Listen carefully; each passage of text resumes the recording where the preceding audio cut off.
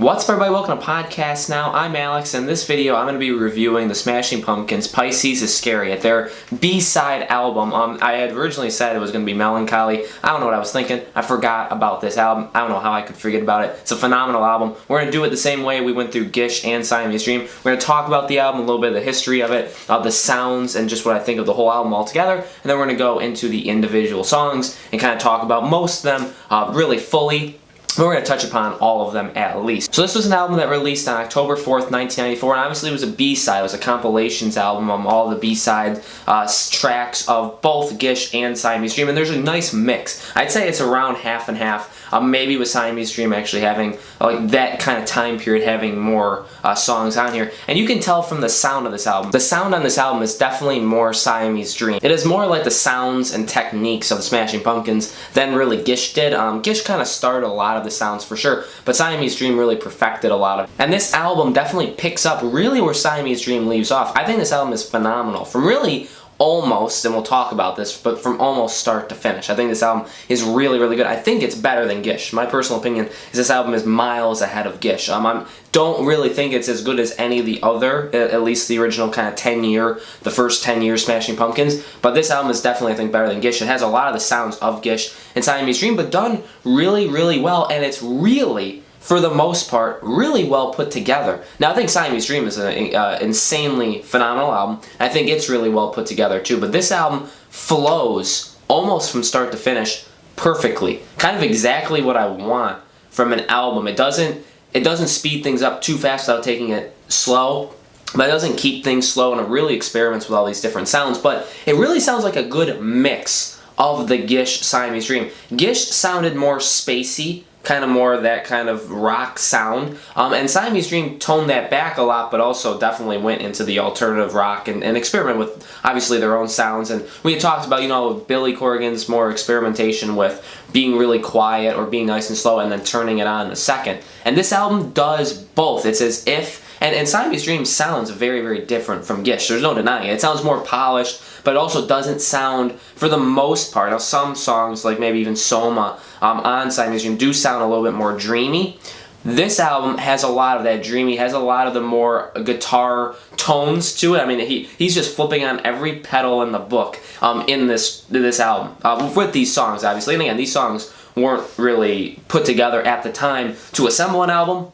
This is just how it turned out. But you do get that feel. You get that spacey kind of feel. You get that, the Billy Corgan where sometimes you can understand what he's saying, but most time actually you can't. But the music is really front and center. All the different sounds he's working on with the guitar. In some tracks, obviously multiple, again, guitars on top of each other. Starla is obviously a fantastic example of that. Just God knows how many guitars, actually Billy Corgan would probably know how many guitars are in that song. So, but overall, the album is really, really good. It was certified platinum.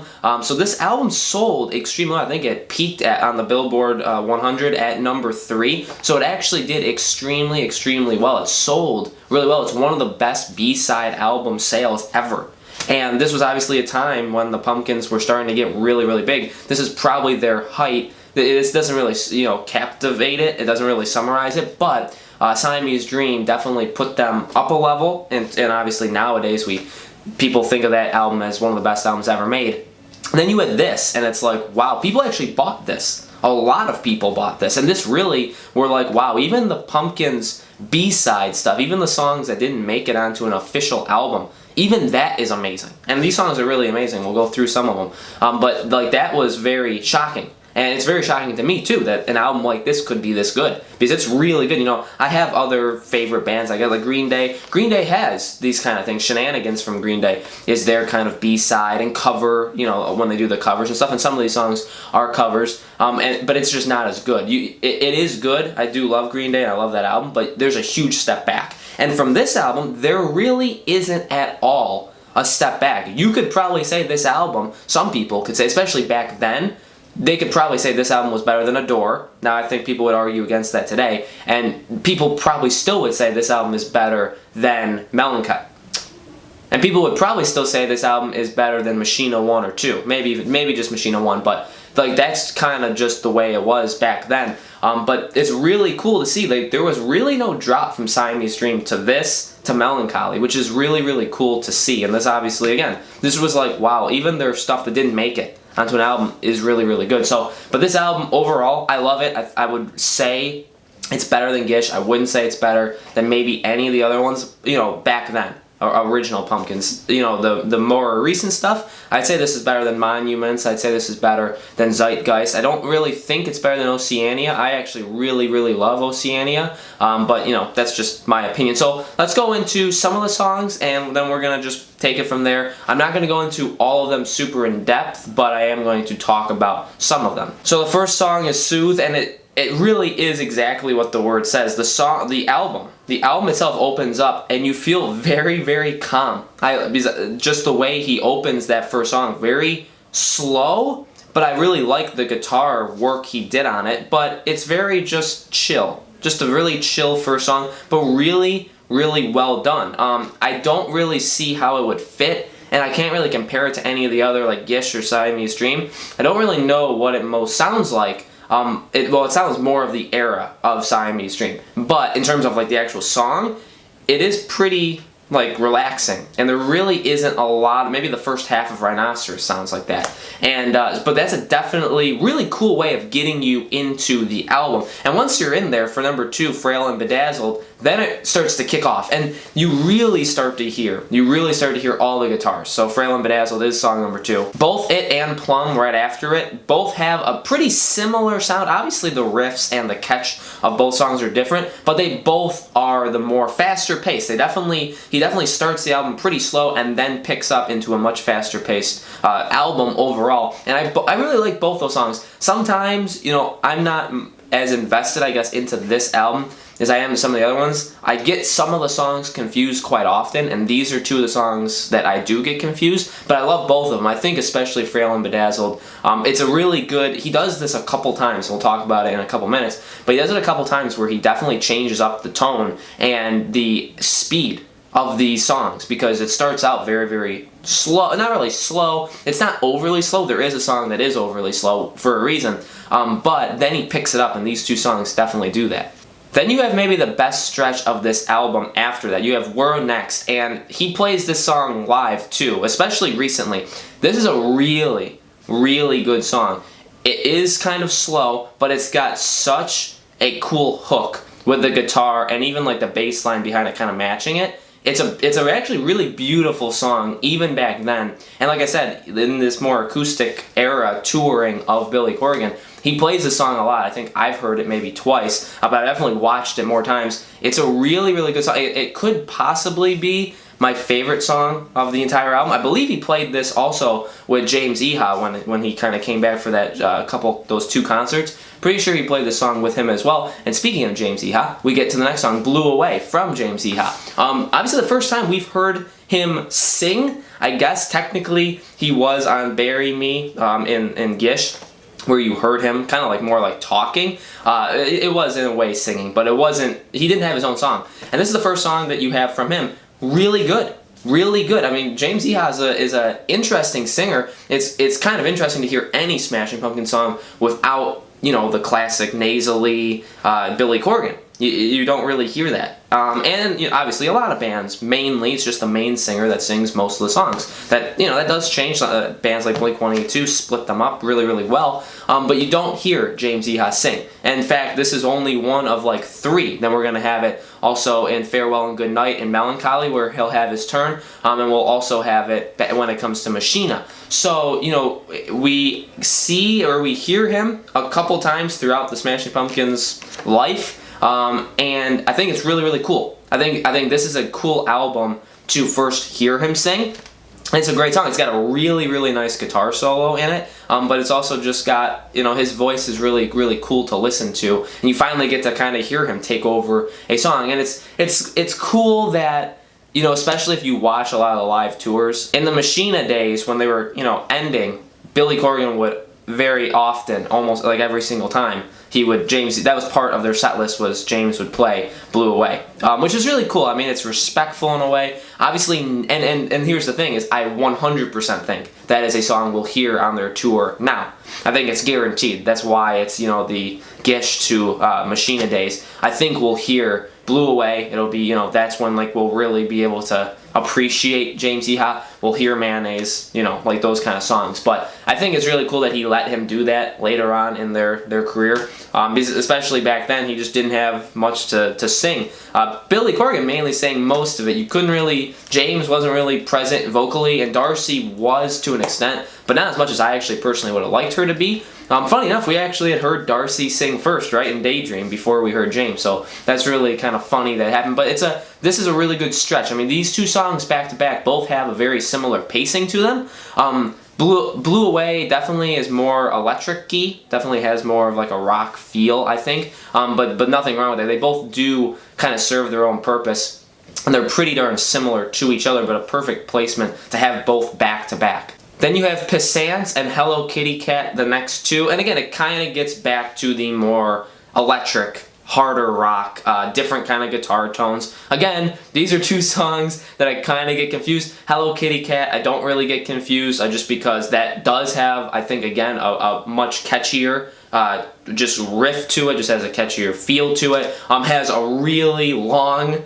solo and more guitar-centered part towards the end, and I mean, he does that. He does that in this album. There's a lot of that in here. This song is definitely one of them, right? There's a lot of guitar in Hello Kitty Cat. Okay, it's a really good song too. I'd like to see, maybe I'd like to go back and see. I've never actually, I don't think, heard that one live, but I would like to maybe see that now, because I do think it's, you know, the whole band's involved, and it's a really cool song, and it's got a really, really nice guitar sound to it. So I think that'd be a song that could be something we may see from a, you know, the reunion tour. And then we keep going. The middle of this album is extremely strong, by the way. I think the beginning is strong, but it gets a little mixed in, and again, I get confused with some of the songs. The middle of the album is just basically perfect. The mixing of it, in terms of what comes right after the other, keeps you engaged, doesn't let you go too far, doesn't let you get too overburdened by the heavy guitar nature of it, but also doesn't slow down too much in terms of the next song, also Obscured. Obscured is a super slow song, very dreamy, very much Gish sounding to me. And I love it. That's a really, really good song. It's a good time for it. Again, he doesn't let things get too fast before he pulls it back a little bit. So, and again, these were all songs that were just out there, and they put them together. And so he must have realized, he definitely had a way of organizing this album, and I really, really liked it. Obscured is a fantastic song. Again, really all I can say, super dreamy, but like the guitar parts, like his singing, very quiet, very peaceful, a lot like the first song of the album, but I think better. I think this song is actually better than that song. And then we get to Landslide and Starla. So Landslide, you know, could be my favorite song on this album. Landslide obviously was a huge hit. Landslide was the only song on this album to make charts, but it did extremely well. I think it did like 4th on the charts when at its peak. And this is a song that still plays on the radio. I still hear this song from time to time when you hear of the, obviously, the cover of Landslide. The Smashing Pumpkins, I think, is one that you hear, that you think of quite often. It can be maybe a little too overdone with his screaming at times, but I've always loved his voice, and I think his voice just works really, really well with this song. It's a beautiful song. It's like a masterpiece of a song already. But the guitar work he does, the solo he does, the way he sings it, very powerful. Again, still very popular, and he's played it live. He kind of shied away from playing it for a long time, but recently he's played it in every, again, acoustic tour, other than maybe the last one for OG Lala. But before that, I think I've heard Landslide twice, and fantastic live too. Really, really good. And then Starla, oh boy, what is it, 11.5 minutes, 11 minutes, 24 seconds or something? That song just takes you on a journey. Slow. It mixes slow, it mixes very, very fast, it mixes very electric, it mixes all this distortion and this gritty guitar work that really nobody else in the world could do but Billy Corgan. And then when it gets to the solo, I mean, really not even the solo, the instrumental piece, which is probably 4 to 5 minutes in length. You know, he does this. He does this in other songs. He does this in like Zwan too. Maybe a little too much in Zwan with whatever Jesus, whatever the 13th or the 12th song of that album, where it's like the 14.5-minute song. Can't remember its name right now, but that's okay. But and things like that. When you have to be careful. You have to be careful when you have an instrumental portion of a song. Firstly, I should say this. You should be careful to have an 11.5-minute song on any album. Bands normally don't do that. I've always been attracted to bands that have longer songs, and Smashing Pumpkins have always had longer songs sprinkled throughout, even as far up as Oceania. The longest song in Oceania is Oceania. I think it's like 8.5 minutes. But obviously we didn't get that from Monuments. We didn't get that from OG Lala. I don't know if we'll ever get that again, but I do really appreciate long songs. Green Day has done tons of long, Jesus of Suburbia and Homecoming. Those are fantastic songs on American Idiot. And when it comes to Smashing Pumpkins, I've always been a fan. A Jesus, Mary, and this whatever, can't think of the song name, but that song in Zwan, I actually really like that, and I do like its instrumental portion. Obviously we get that with the Ghost Children in Machina, and we get that a couple times in My Body, the B-side of Machina too. So we get this quite often. We get this in Siamese Dream, in Melancholy. I mean, we hear very long songs from him quite often, even in Adore too. He has a long song basically in every single album. And what I'm trying to say is, Starla is really good. I like his singing. I like, again, the more like grungy, just distorted to hell guitar sound. And the instrumental part, again, you have to be careful because you don't want people to kind of leave the song. And at times, I mean, if I'm listening to it and doing something else, that is definitely when I would tune out. But when you're listening to it and you're like processing it, I mean, it's a really cool song, and that instrumental part is really, really awesome, especially if you kind of stay and listen to the whole thing. It's really, really cool. Really, really fun. Maybe too much, but not in a weird way, not when you're listening to the song. I think the thing that the song does negatively is impact the rest of the album, because I love Starla. I've seen reviews of this album before, a long time ago when I first got into the Pumpkins, and this was the guy who was reviewing it, this was his favorite song. And I can see why this could be your favorite song. This is a fantastic song. What I think it does, though, is it cuts the album right there. It kind of stops the album, because there's really nowhere up from there you can go. It's a long song. There's a lot of parts of it. You can get lost in it if you're not careful. It's got the singing. It's got the vocals. It's got the instrumental parts. It's got the solos. It's got all sorts of dreamy and gothic and all these weird kind of things. But then after that, Blue is next, and the song just skips right by me. I don't think that's a good song. I think it's the weakest song in the entire album. Maybe it's because it's right after Starla. But I do think Starla hurts the rest of this album, or at least this is where he starts to place it, where the rest of the songs just don't exactly work. So you have Blue. I don't have much to say about it. I don't really care about the song. I don't hate basically any Smashing Pumpkins song except for maybe one or two that I just wouldn't listen to. I'd still listen to Blue, but I just don't like it. A Girl Named Sandos is next, and this is a cool song. This is actually a really cool song. I really, really like the guitar part, the really catchy guitar riff of this. Really fun. I think the song is just really fun. I think he doesn't really keep his pitch right the whole time. I think he kind of goes all over the place with his singing in this, but I really, really like the guitar, and I like his voice too, and this is a song that's way better. I would have maybe preferred this after Starla, just because it's kind of got like the more catchy, not really faster, because both of them are semi-fast songs, but it has definitely the more catchy riff to it, where I think it would have been better placed right after Starla than 2 songs after, but what can you do? Then you have La Dolly Vita and then Spaced, and La Dolly Vita is a song that he plays live, again, quite often.